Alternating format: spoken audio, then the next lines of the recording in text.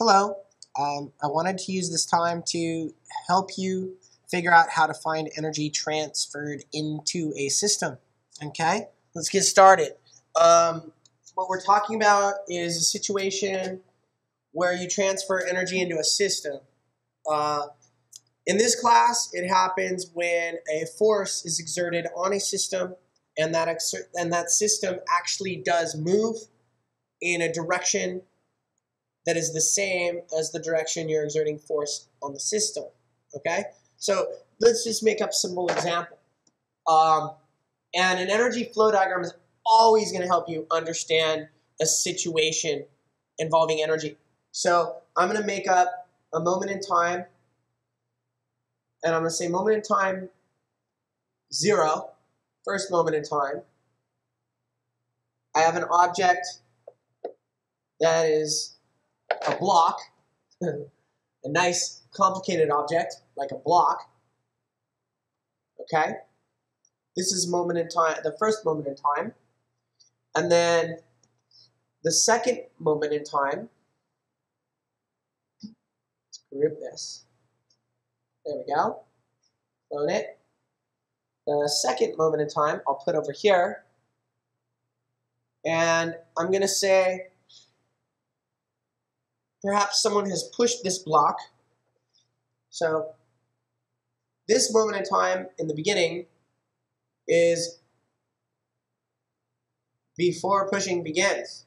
Okay? This moment in time, that might get confusing. Let me move my homie over here, and I'll say he has a rope or something. Okay? And then my second moment in time,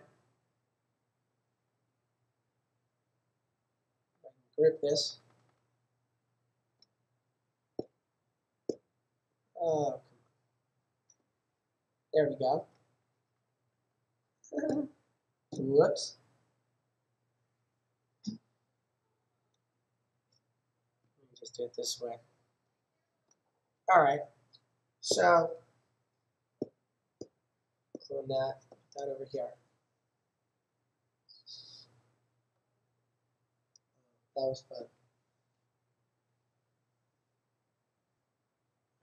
A little bit farther. There we go. Okay. Now we're good. All right. So on the second moment in time, our system, let's make our system the box. Okay.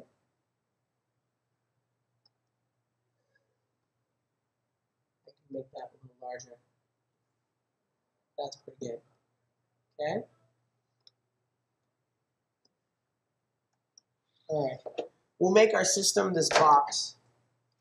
So I'm choosing this to be my system. This is important because between these moments in time,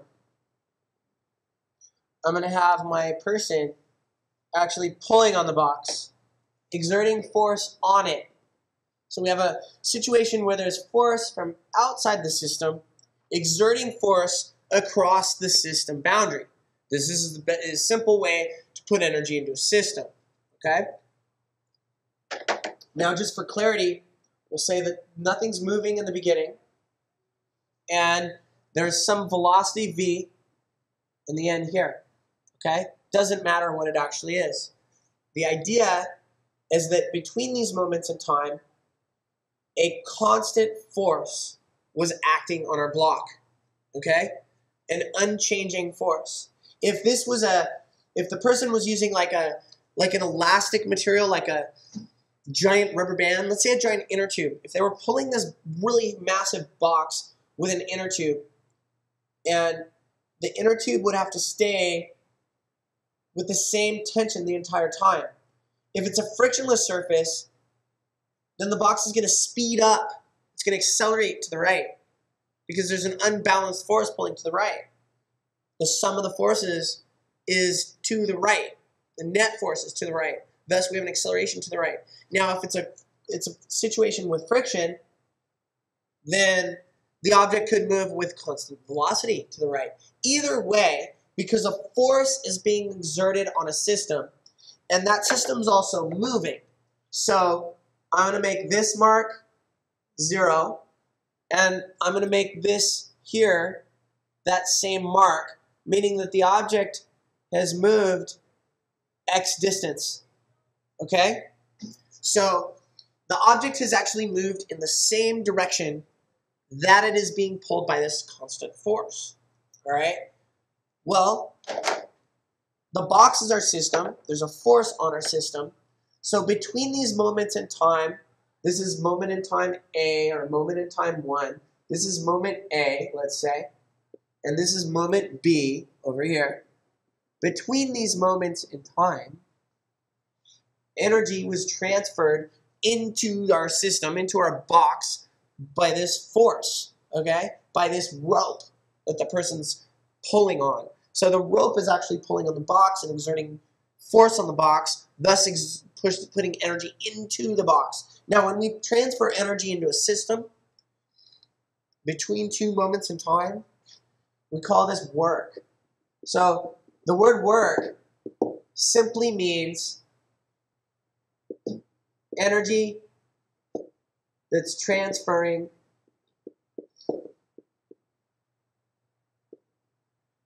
into system due to a force on system from that was nice. The force on our system has to be from outside, so I'm going to say external.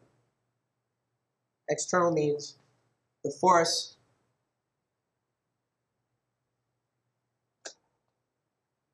there we go, due to an external force on our system. Okay? That's the main concept. Cool. The way we find energy is we need an Fx graph. Okay? I already said that this was a constant force, right? So I'm just going to another graph. I'll come back to that page in a moment. So if you consider the simplest case where someone pulls on an object and the force that they pull with does not change, this graph becomes a straight line. Like, say the person's pulling 50 newtons. Well, the person's always pulling 50 newtons while the block moves. So if the block's on ice, the person is going to have to speed up in order to keep that rope tight and maintain that constant force. If the person's in an environment with friction, the person is going to pull with a constant force, and friction can oppose that force, and the object moves with constant velocity. So I'm not saying this is constant velocity. I'm not saying this is constant acceleration. I'm saying that the force exerted on the object is not changing. And this is basically our idea of work, which is the force and the distance multiplied together give you the area of this graph. Fx is going to be our work, which is just our energy that's transferring into our system, right? So if I go back, then to calculate our work, see, in the beginning moment in time in our box, that's our bank, we have no E kinetic, there's nothing moving. We have no E elastic, right? There's no energy stored in rubber band, spring, bungee, trampoline, anything like that. EK, E elastic, there's no change in height, so there's going to be no change in EG. So none of these even matter in the beginning moment in time. EK, E elastic, EG. Again, there's no change in EG. We don't care about it. E elastic, there's no rubber band, spring, slinky, trampoline, anything like that. So we don't care about it. However, the object is moving in the end. So you got money in the bank at the end. Where did that money come from? Well, that was our work. So between these moments in time, energy was added to your bank. So this work, this W is not weight. This W stands for work. And that's energy transferred into the system due to a force. And we could calculate it by multiplying the force that's constant. See, we wouldn't be able to calculate work if we didn't have a constant force or an average force, let's say, times the distance that this block moved, which was x. I should make it blue like I made it in my picture. Okay? Oh, that was nice. Whoops. Here. Fix that. All right, so F times X, these multiplied together should give us, I like it more with dots. So force times the distance the object moved should give us the amount of energy we got in the end through kinetic. And in this case, for this example, I'm ignoring dissipated energy. So one assumption we're making here is this is true if the dissipated energy is 0. It's really not in real life. So I'm not saying that EK is equal to F times X.